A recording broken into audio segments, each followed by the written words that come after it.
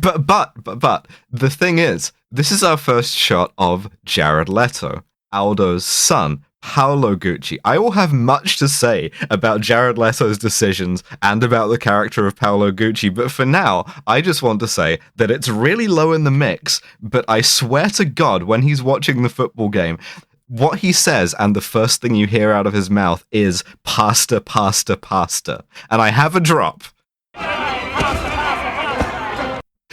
You'll notice the soundtrack there also.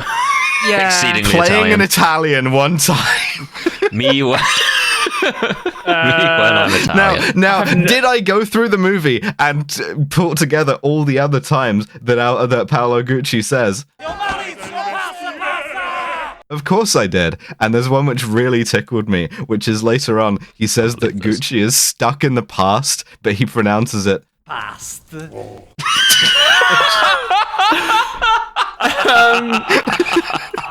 That's this movie in a nutshell. If you just want one second summary of House of Gucci. Stuck in the past. That's being lost in the sauce in Italian. That's what that means.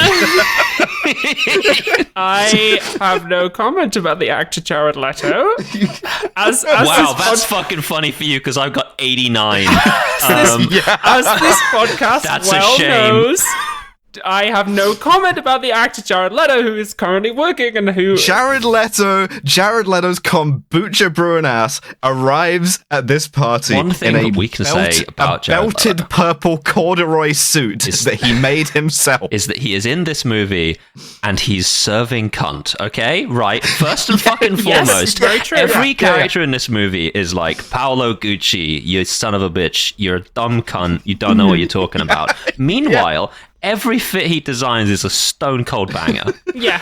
I'm fucking sick of this anti-Paolo Gucci He's like propaganda. 50 years ahead of his time. Like, the shit that... Like, it's so good. Yeah. Full pink corduroy suit? Are you kidding me, dog? It's incredible. It's incredible. And so, but like, because this is a bad script, we have this scene where like, he introduces himself with his motivation. All of these characters do. Straight And so at he the says... screen.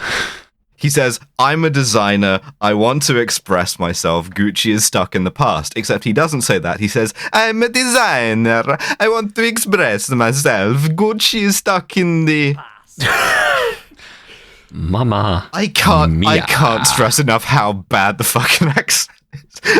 Like... The second he gets a scene, my first line is Jared Leto is insane in this. I'm making His the Austin does Powers go. noise.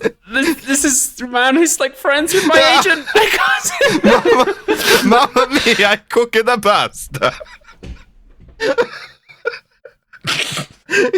The opinions of Devon do not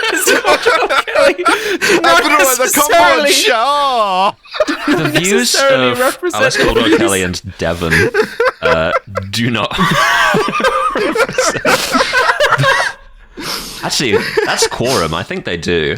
Yeah, you're outvoted, I'm afraid. But the I other, think he's the other good thing, in this movie. I don't know, man. I actually really like his I like it. performance. Yeah. The other thing is he's wearing a ton of prosthetics that make him look like way older. He's wearing a bald cap, so he's got like long hair at the back. He's got like a skullet kind of effect. The first thing that happened when he appeared on screen is that my partner, the wonderful Becca, looked over to me and was just like, "This I think you should leave. I've got too much shit on me." Sketch. It's just I want to not be around anymore. I can't do it. I've got too much shit on me. Too much shit on me. We did way too much.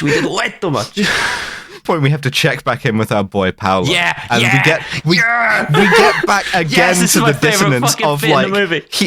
he like designs and wears incredible fits that everyone in the movie says are shit. They're all like dog shit, brother. And he looks great. Everyone hates him. Although, to be fair, the only person I will accept telling him his fit is dog shit is fucking not Paolo. What's his goddamn name? Dad Gucci, Jeremy Irons Gucci, who walks in here. Gucci. That's correct. Mm-hmm. Jeremy Irons Gucci, who is wearing my favorite in the fucking movie, and it's just for like the top quarter of him that I think is great because his collar perfectly fits in the negative space left by his suit and his like tie. So it's like that perfect triangle is filled with all collar. It looks fantastic. It looks like he's from very Dune. precise. Yeah. But so what Paolo is doing is he's trying to sidestep his father because he's a designer and he wants to design, and he has these designs which are very audacious and like very forward thinking and very 80s for that matter. He has like his Havana Libre collection, which is like pastels and browns, and Rodolfo looks at this like again like he is just like, you know, stabbed him, right, where he's like, you have pastels and browns like together. This is like an unforgivable crime to him because he's so hidebound. And he's like, don't ever tell anyone you designed these. These are shit. You are shit. It's a triumph of mediocrity. And he just leaves. But on the way out, Paolo is like, oh, hey, this cool scarf that I see on this table. Did you design this? He goes, oh, yeah, like in the 30s, fucking Jackie Onassis wore it. Princess Grace of Monaco wore it. You should study it. Maybe you will, like, learn how to make clothes that don't look like shit. It's so insulting. But the problem with this for me is I actually really like the kind of, like, hidebound trad 30s Gucci stuff. Oh, it's good. I like it. Specifically, I am being effectively marketed for this because I really like the flora, the scarf that he like highlights. Yeah, I love it. I love a nice scarf. Alice, you read me quite correctly on my birthday. I love a nice scarf. It's good for covering up massive hickeys. Absolutely.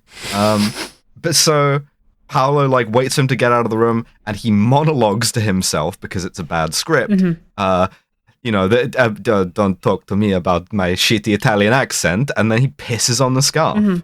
And it's, I don't know, it's an interesting moment of conflict. I don't know why he monologues during it. It kind of ruins it for me. Yeah, he didn't need to. He could have just pissed. And she embarks on this like quite complicated plan, which involves like pitting Paolo against his father. It takes like an hour. Yeah. She goes to see Paolo, and Paolo, by the way, all of Jared Leto's dialogue is interspersed with him doing this. Boof.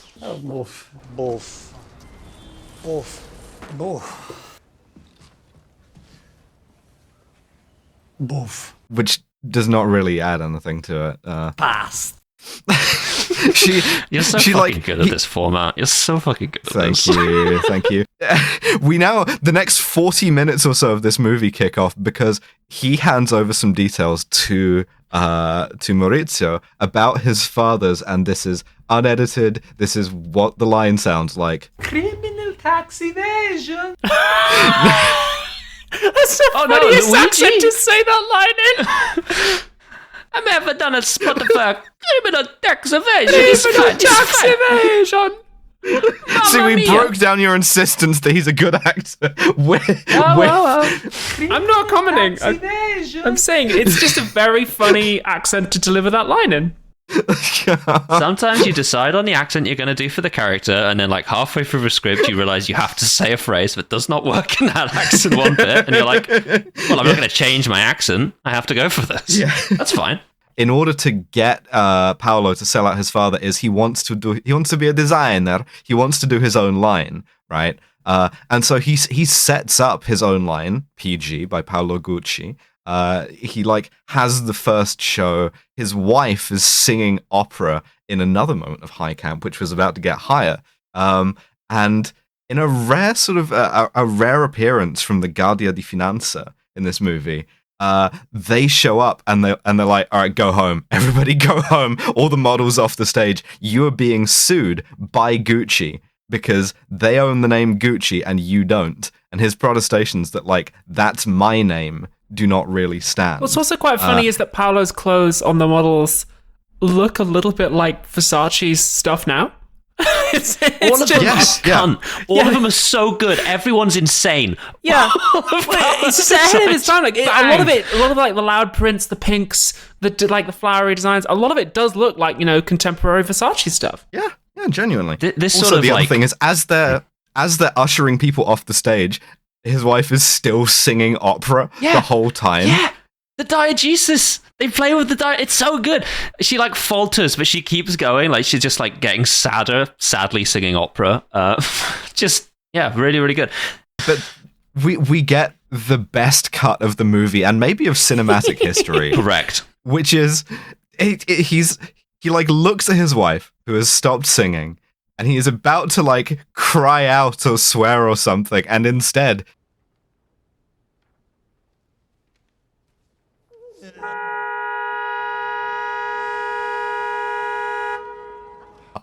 really good. I think this is very funny. It is surreal. It's so fucking This funny. movie and hates it's so Paolo so bad. much that it deprives him of his big emotional moment and makes him look dumb. He confronts them about sort of like being bored out of the company, and yeah, it's brutal. He says, It's really I'd good. rather see Gucci burn than sell it to you two bastards. No, he doesn't. He said, I'd rather see a Gucci burn than see you two bastards. Yes, he does. Yeah, he does do that, but that's fine. Like they're killing Paolo in the street here. This is shot and framed like Yes, it is a yeah. murder that's occurring, because it basically is.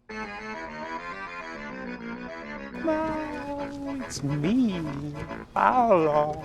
Papa! You ripped my heart out and left it to die on the street. Oh my God, my wife.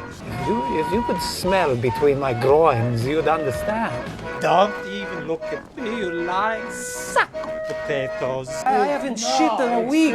No spring chicken. Oh, my favorite dog. Look at the stomp, No. Copyright breach. I'm serious. What the fuck was going on? You deliberately hurt my feelings. No.